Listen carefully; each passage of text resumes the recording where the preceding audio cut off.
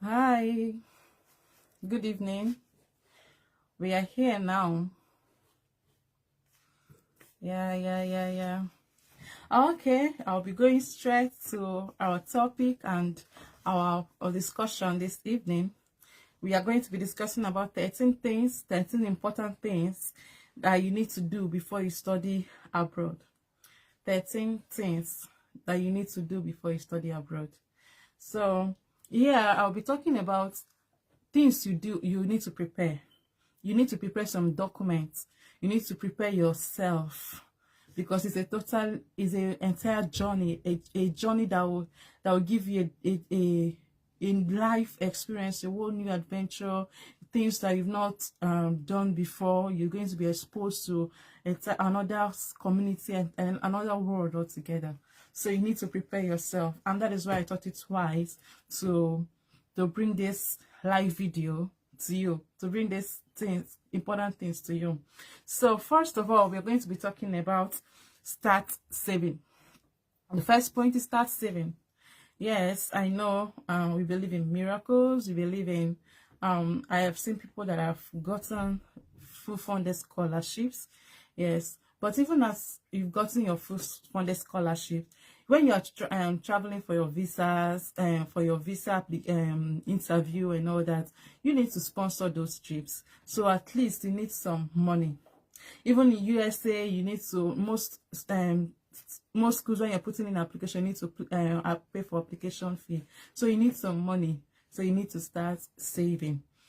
If you have children, also you know that it's another expenses. So if you're the one giving the admission and you have family that you want them to come along, you have sponsorship. If you have scholarship, then you know most of the sponsorship will not fund for your family. So you need that money, you need that income, that savings you've made to be able to and sponsor your family and your children to come along with you. So secondly, we're going to talk about applying for your international passport. This is very, very important because you can't put in application for an international studies without an international passport. That is one key thing you need that is used for your identification to show that yes, you are from this country that you said you are from. So that's what you need. So first thing, you need to get your international passports. If you're putting in master's program applications, you're putting in scholarship programs, you need an international passport. Of course, you're traveling abroad, you're traveling, this is going to be an international study, so you need it. That's one thing you need to get. I know when we are traveling, it was about 70,000 naira for express, but last week someone told me it was about 100,000 naira now. That's Nigerian inflation, but you need to get it. Even if you don't want to do all the express routes, you can do the normal one and still get into the main thing is for you to get it, because without it you can't put in applications for studies abroad. No, you can't. So you need to get it. The next one, you need to research your destination. This is number 3. You need to research your destination. Where am I going? You need to ask yourself, where am I going? Are you going to the UK? Are you going to the US? Are you going to Canada? I've been giving vital information in this platform. If you are coming to the UK, you really need to research your destination. There are different locations. There are different schools. There is University of Hull. I've listed up some cheap universities you can actually apply for. You can just look at search for Hull City, and then you to give you a lot of, and you see a lot of details of things you need. You got, okay, let me say you put in a student at University of Hull, and you give you details of what you should be expecting, the kind of life there, international community, and how is the place friendly. Do you have is it a good society, a place that welcomes international students? Is it a place that you can train your children? Is it a place that is accommodating? It's very important that you make your research, please. Search for the city you're going to. At least try to, you definitely you not know everything from home, but at least you have a background knowledge of what you're expecting. The city I'm coming to, is it where I would like my children? What is the rating? Do you see where I would like my children to grow and all that? It's very important. So, fourthly, you start applying for programs. As you've identified the city you want to go to, you see universities in the cities. You start applying. Look for the search for the course in the university website. You will see courses available. You see if you want to do your PhD, if you want to do your master's, even if you want to do undergraduate course programs, you will see all of them there at the university website. So I can see you all. Welcome to this live section. Thank you very much, Amilo. Thank you, Wonderful. Thank you very much for joining. Thank you, Precious. Thank you for joining. So talking of applying for programs, I know it's quite a lot of us sometimes we think, even if any type of program, any type of course, I can go as long as Japan. But I would advise you strongly to search for a course of interest, something that interests you, something that when you are actually doing, you'll be happy, because it doesn't make a whole lot of sense that you spend the money, spend the time, and then after the studies, you are doing something that you don't like. As much as I know we are looking for, but there are still, if you make your research, you see things that will give you joy, those things that are particular to you that you like. So I encourage you to make your research and just don't go for any course. Do your research. You will definitely see the one that you like, something that is pleasant to you, and then you go for it and apply. Please don't just put one application. Maybe you want to come in, you are planning on coming in January section. Just don't put one application. What if they refuse you? In UK, like I said before, if you're following me, you must have heard it time and time again. They don't ask for application fee, unlike the USA. You don't need application fee for UK. So you can apply to as many schools as you want. No one is restricting you. Even if you want to apply to hundreds of schools, you can. So please put in at least 5 different schools, so that you know that because it's not guaranteed. A lot of schools have their own criteria and all that. It's not the person that's watching out this time around. It's not one person that's accepting all your applications. So you need to put in different applications to different schools to increase your chances of getting the admission. So that's the number 4. Apply for programs, and then you get your admission, the number 5. And when you get multiple admissions offer letter, you begin to check which one that is more pleasant to you. Like when we applied for my husband, and luckily for us, we got up to 3 admission offers from 3 different universities. So we started considering which one to go for. Some different offer, because there were conditional offers, because we are in Nigeria, then you need to fulfill some criteria before they send you the letter. Especially you need to pay for your installments, your first installments of the school fees and all that. So we had to start comparing the 3. We went for the cheapest. At least you have options now. You can look for the cheaper school, the best community amongst them, where it's more the standard of living is very, it's something that is not as high as it starts as someone is just coming in. So we went for hall. So you have the options to now choose. That's number 5. And then number 6, you get your CAS.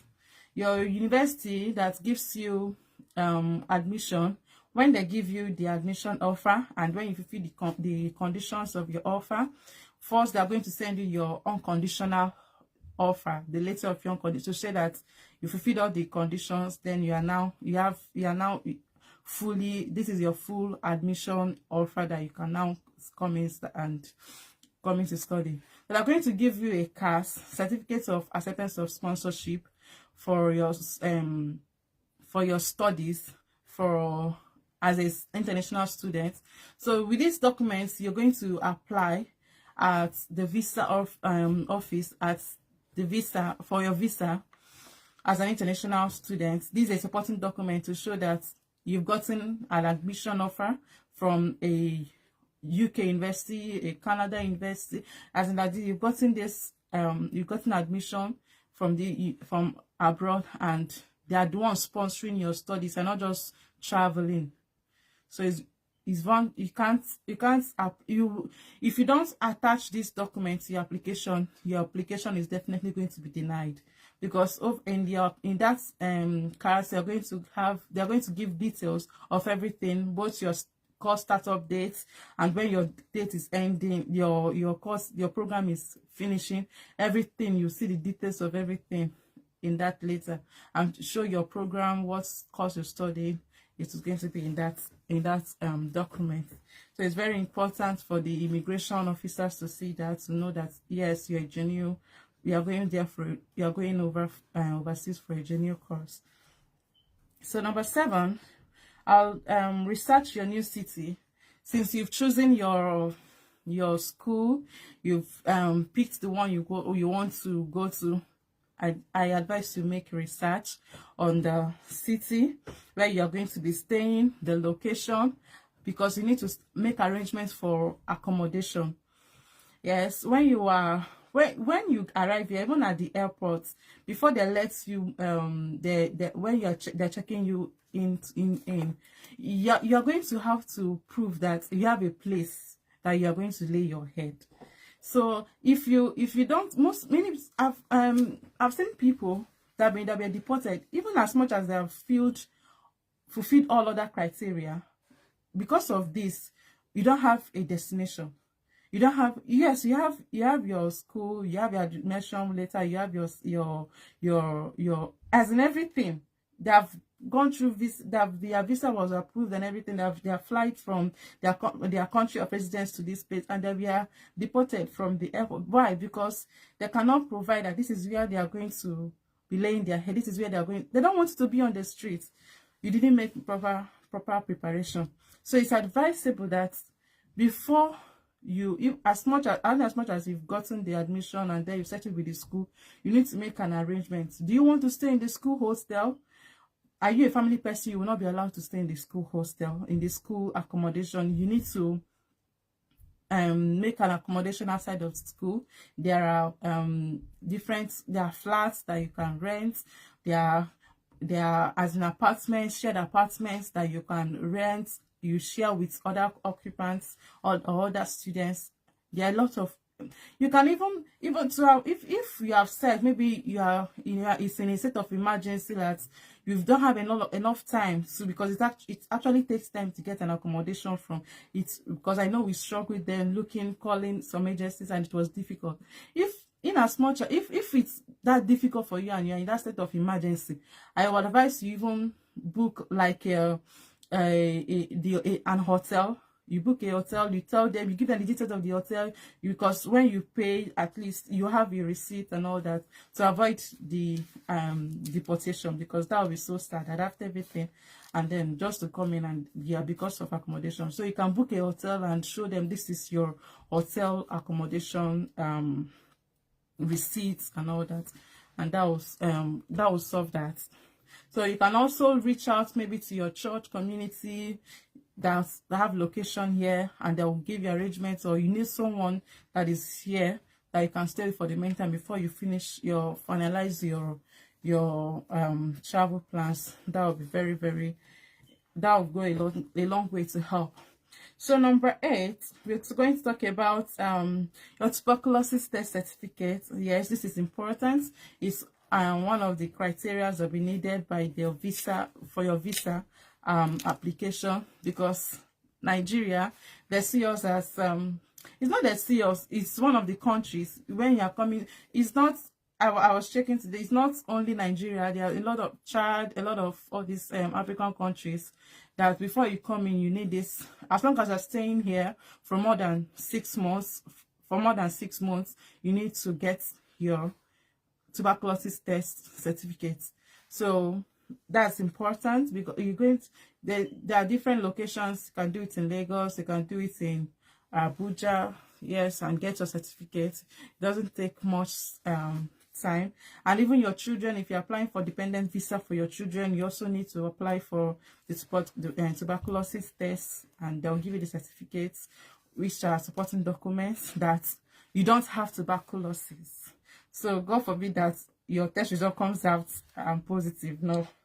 So you don't, it's the document proof that you don't have tuberculosis. They don't want it in their country. They don't want it to come and infect their people. So that's for number 8. Then number 9, please, you need to arrange your documents. You need to put your documents together, put them together,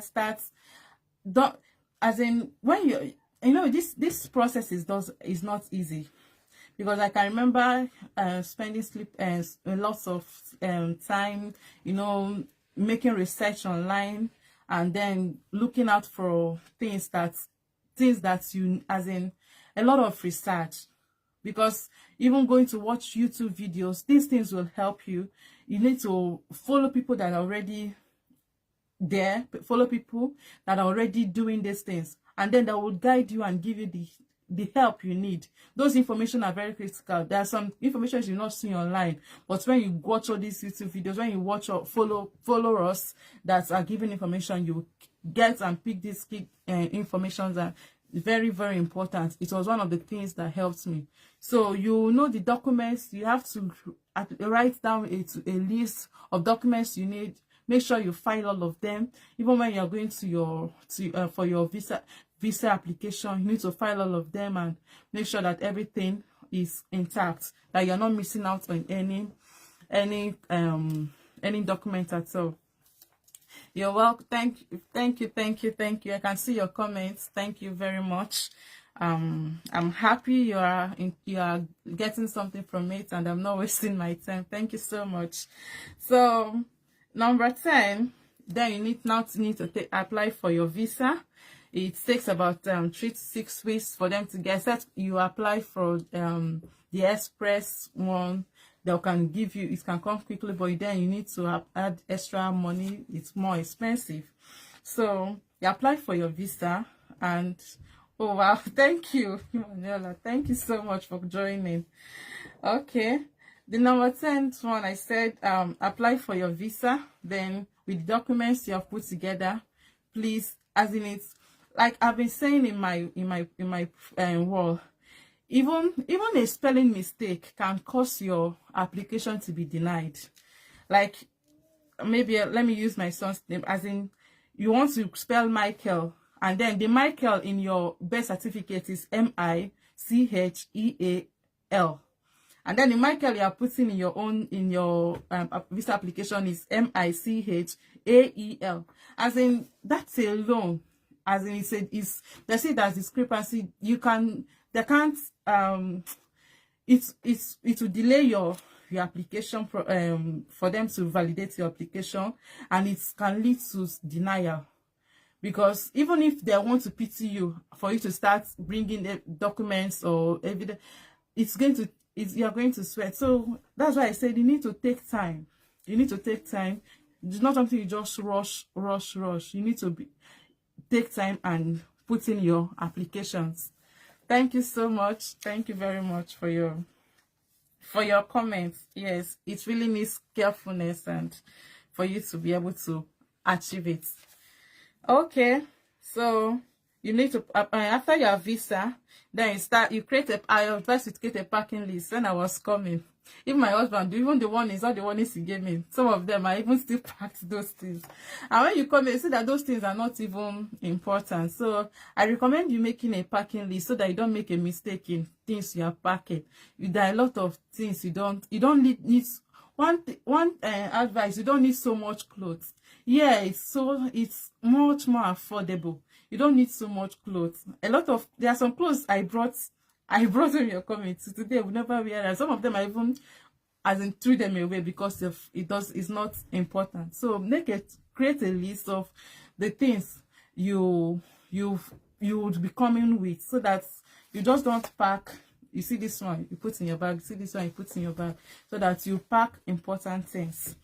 So, okay, I just remembered something. In the day you'll be traveling, the day you'll be taking your flight, it's important your handbag.